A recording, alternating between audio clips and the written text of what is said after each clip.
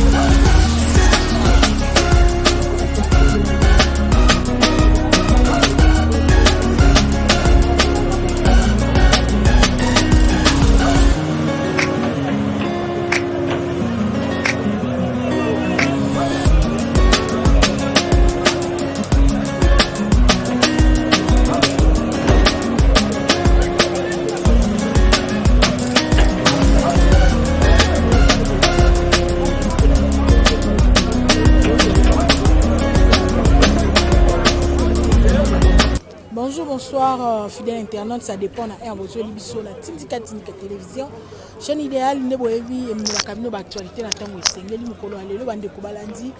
nous avons précisément na matadi kibala esika pinzele katanaki kasisu ordre ya mokonzi mboka to mona ki descente ya bakonzi bakitaki awa po ete nzela efongwa mabaiki bazwa moyen ya kokende na centre ville kasimbulu ebeta kilobi bandeko balandi mabanga bachaki ndenge bato bande koleka nzela ebukani lisusu ekomi impraticable na yango OVD compagnie ya bana mboka e kanyi maboko te kiti lisusu avec force na banger ya makasi pona tina koluka ndenge nini bakosilisa dégâts oyo ezali catastrophe naturelle bien sûr baluka ndenge nini bakokale yango to bakobongisa nzela mpo bayimboka bakende na baoccupation bango nde bozomona érosion ebandi likolo boye ingénieur bio akolakisa biso bilili kino na se boye bayiki ebele bakufi kuna na butu alobi lisusu bandako ekei na bilili nde bozali komona ezali mpasi mpe mawa donc nayebi te soki tokodécréter mpe deuil national kasi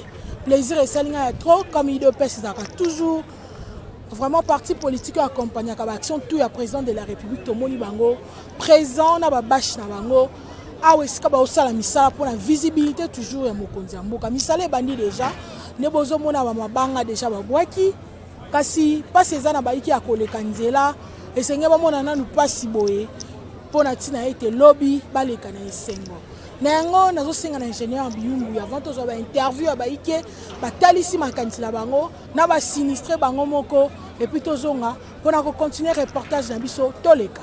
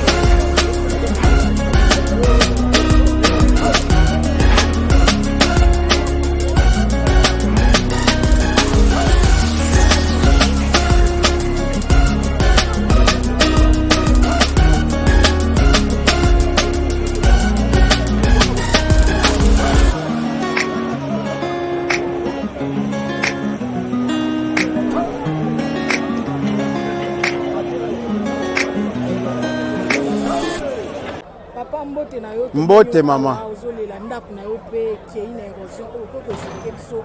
Eloko nini penza eso le kanisi. Bon, mbula nde nokaki.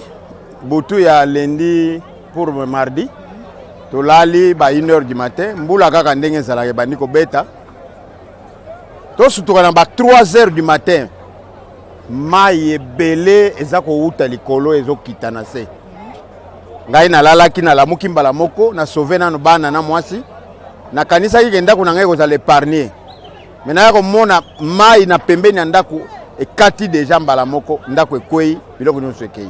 Na bino ya moboso mbasika obobaki mabele oyo ezalaka un peu fragile ba garde fou ni bozwaki pour le lobo ezala ba sinistre. Mais en réalité biso tolingaki to somba te parce que ceux qui ezana ba mboka développer état nde kataka ba place ebongisi et airibanise et sali nyonso ezo senga po basala batongi babandi kotekela bato ata moins cher à compte goutte jusqu'à ce que bato bakozwa ba livrer na bango.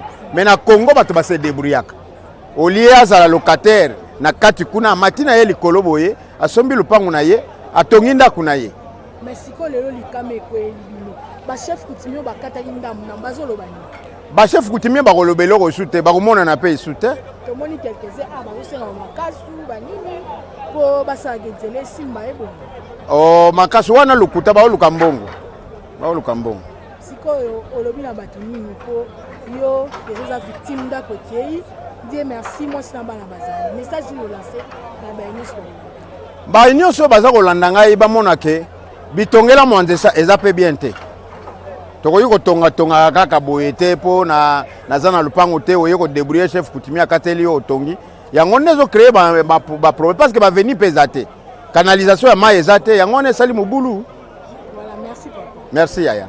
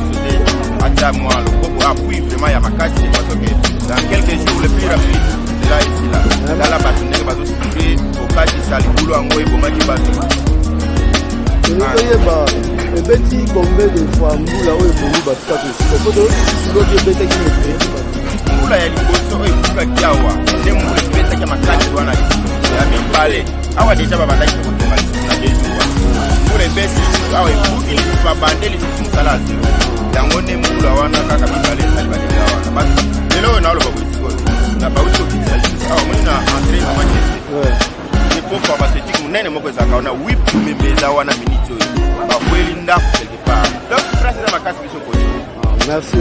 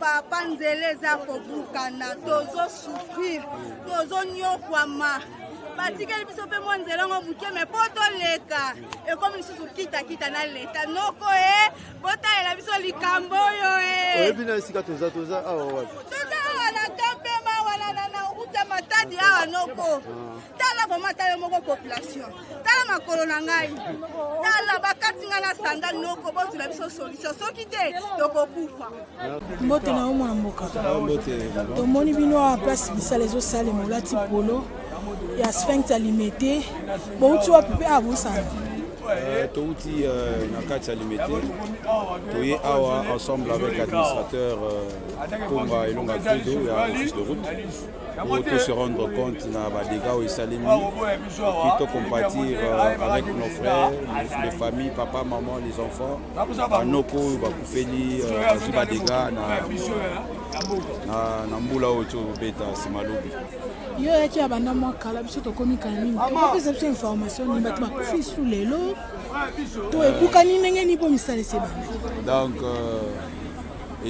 nzela ebukani par rapport ya mbula ebetaki makasi avant-hier je crois de 1h jusqu'à 8h du matin donc mbula makasi penza te totuna mbula lobi to lelo na butu lobi mbula ebetaki donc d'abord il y a liboso ebuki il y a lobi susu et memi moi musalo babandaki dia kosala donc c'est pour dire que mbula oyo ibeti lobi et continuer ba dégâts oyo ya liboso esalaki donc yango les administrateurs bakiti sur le terrain pour essayer de voir comment on peut trouver une solution rapide et mabanga wana na baton bande comme ça va déplacer déjà jusqu'à présent on n'a pas encore le bilan il y a des dégâts au mbula lobi sali est-il que toi na bilan au moins il y a mbula liboso oyo bande bana basi ba profiter voilà merci mbote nde comment penser ça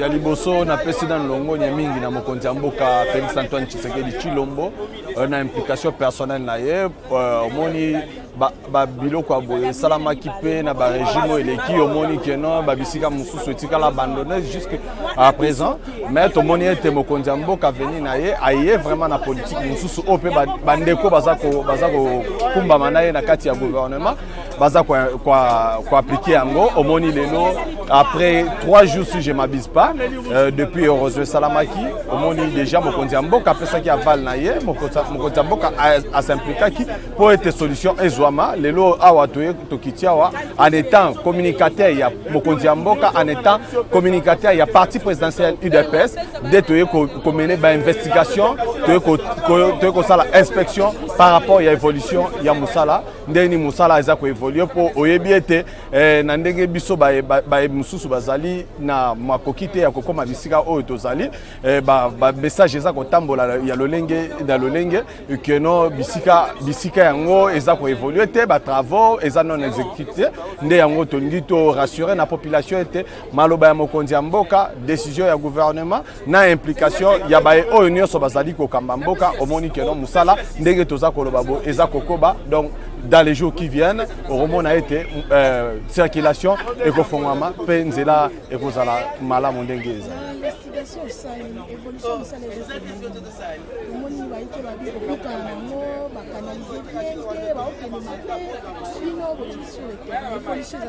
non biso tolobaka mingi na oyo etali banyonsologue eza bandeko baza kopesa mboka oyo chance te aussi longtemps baza bana mboka donc oyo ebukani oyo bakufi ezali bandeko na biso donc la majorité ya baye oyo baza kolela oyo eza na chinois te libanais te eza na indien te eza pe na sud africain te ba oyo nyonso bakufi wana eza ba congolais donc na kosenga na bandeko nyonso baza na ba esprit négatif ba meka mpe kolongola esprit wana topesa chance na mokonzi ya mboka topesa chance na ba autorité o ba s'impliquer o bazui ba force na bango nyonso ba tie wana po ete musala évoluer ngamoko naza sur terrain donc du début à travaux ti na suka ya travaux tozana sur terrain musala eza eza kosalema pe musala eza kotambola ndenge esengeli. Donc biso nyonso ba congolais oya solo solo souci na biso ekozala ete solution ezwama le plus vite possible. C'est parce qu'il y a une minute toza pénalisé et surtout ba mama oyo batekaka na wenze oyebi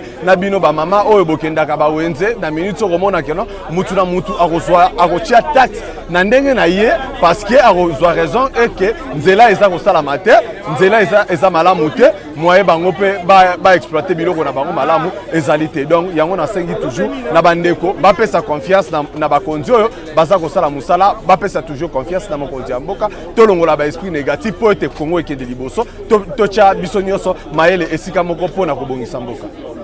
Et moi je vous remercie.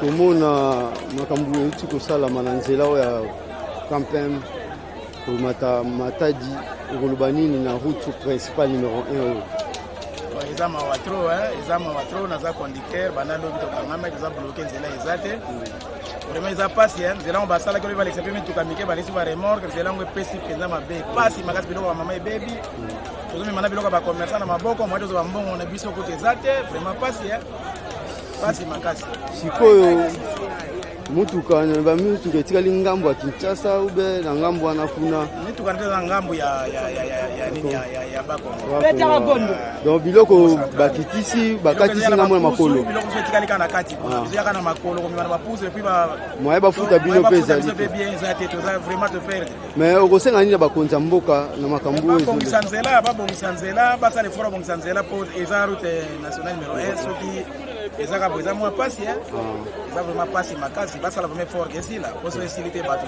tokofete pe bien te tokosala ndenge mituka eza bloqué tokosala eloko moko te. Merci papa. Merci ndeko. Oui maman. Eza lisusu makambo ya nini te babenga ba chef coutumier babwaka makasu po soki babwaki makasu te po nzela ebonga eza pasi donc yo ngako voyager OK le Congo central mais moyen eza te yango eza te tata na kangami. C'est bon maman vraiment.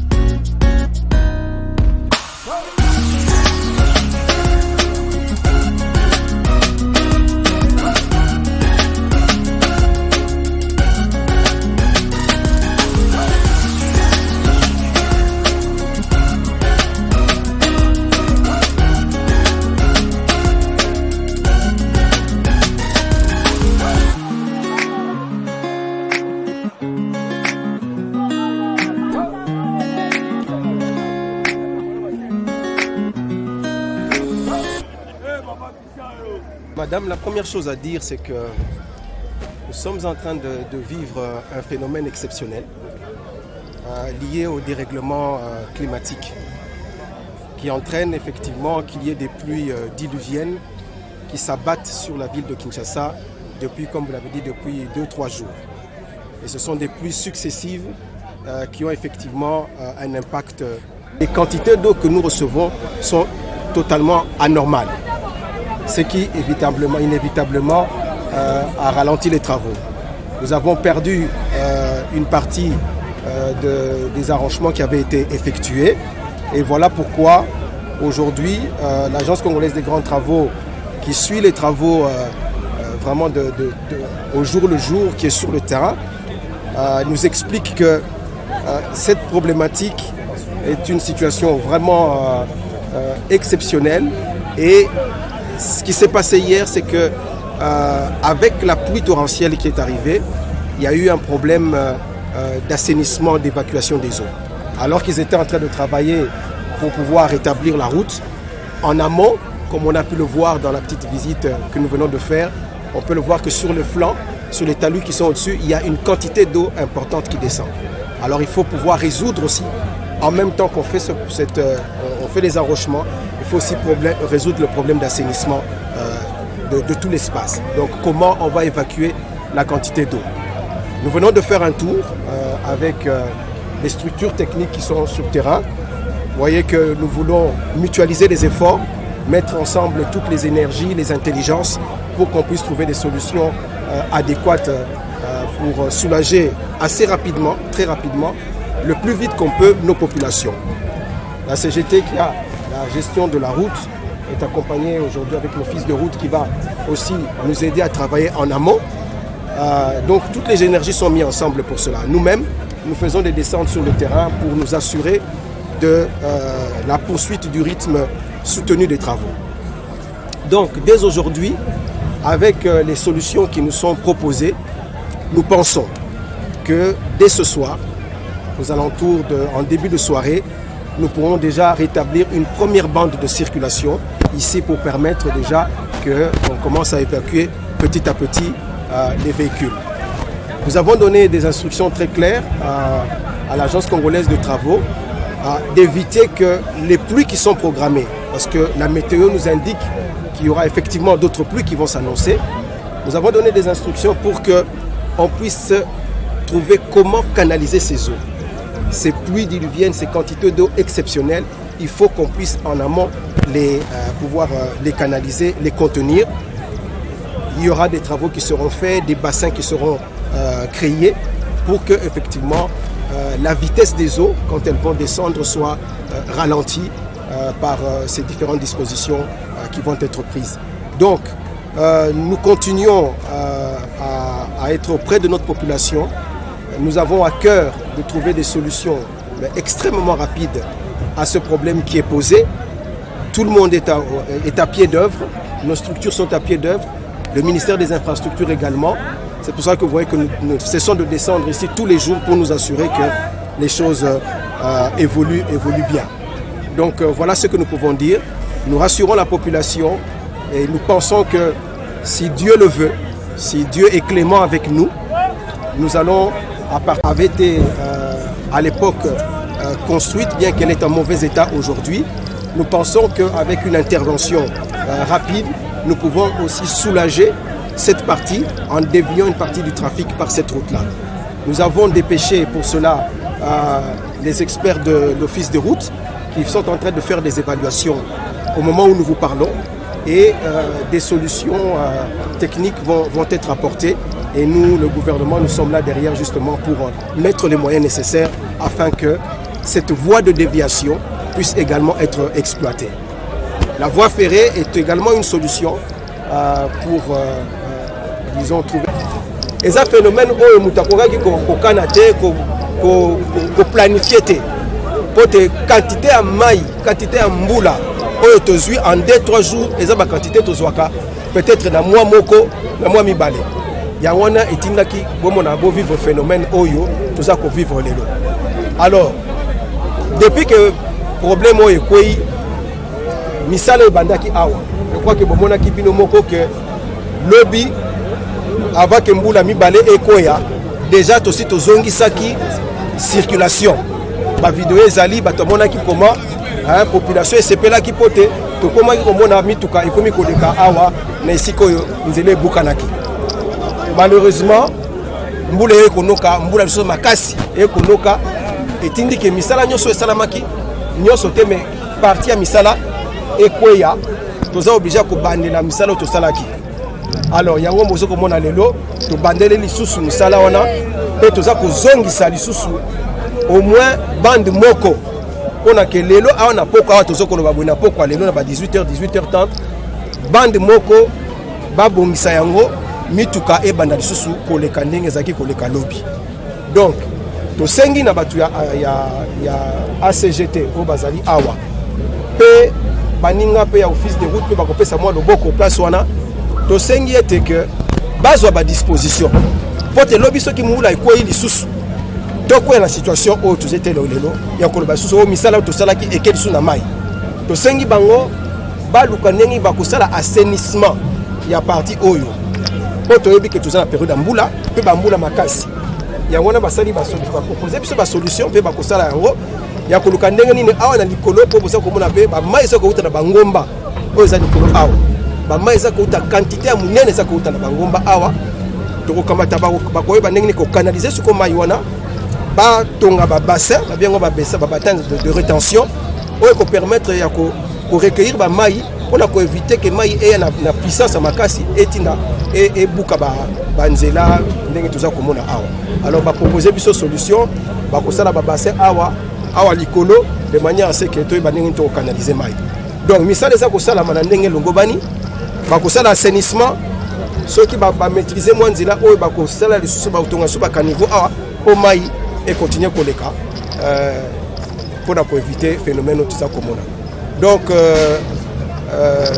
bandeko ba journaliste tozali awa toza komona ke misala eza ko évoluer vraiment batu nyonso batie maboko batu nyonso baza kolala te ndenge boza komona tongo pokwa toza komema mabanga mpona ko stabiliser esika oyo wana kote wana misala eza kosalama eza ba travaux d'urgence misala mosusu ekolanda mpona koyeba ndenge nini ya ko résoudre problème ba na ba règle urbanistique basengaka ke nzela esika nzela eza koleka toza na minimum ya 15 mètres oyo ko permettre 15 mètres mpona ko éviter que ba problème boye ezala to respecter ba assainissement toza ko vivre na kati ya Kinshasa oyo phénomène ya ba construction anarchique bato baza ko tonga ndenge balingi baza ko tonga isika oyo esengeli te ko tonga baza ko tonga na bangomba baza ko réfléchir te ndenge ya ko canaliser ba mai.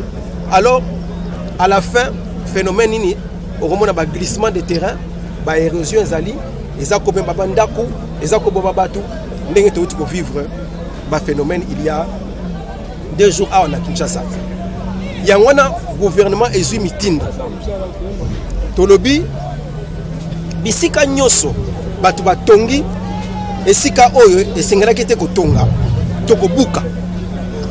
tokobuka mbala oyo eza lisusu te makambo ya conseil eza lisusu te makambo toleka na bandaku tosi to annoncer na population gouvernement ekozwa mitindo ekozwa ba disposition mpona kobuka esika nyoso awa kaka te na Kinshasa bao batongi likolo ba caniveau bao batongi likolo ba collecteur bao batongi na ba le long na ba berge ya ba rivière ba ona nyoso gouverneur ya ville basi basali musala baza ko répertorier bisika wana nyoso toko kende commune na commune tuza ko buka poto ko ndima te ke ba individu moko yo pona intérêt na yo personnel o kamata population mobimba o tia batu na kati ya danger tala lelo Kinshasa mai tondi partout parce que ba caniveau na biso mai za ko leka facilement te ba collecteur na biso ba tongi likolo.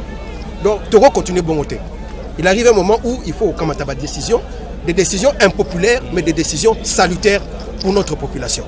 Yangona, je pense que na réunion à crise au Tozwaki lobby na son excellence monsieur le premier ministre mardi plutôt meeting wana nyo sezwamaki siko tozoke na ba disposition pour na koyeba ndenge tokosala yango na minute toza na kati ya matanga nanu touti ko bungisa à peu près plus d'une centaine na bande ko na biso tokokunda bango nanu tosisi kokunda bango na ba honneur nyoso gouvernement PSU yango en charge so tosisi kokunda bango wana nde siko tokobanda siko misala oyo toza koloba na bino ya kobuka wana vraiment exception kozala te tokosala misala wana ndenge. Merci, excellence.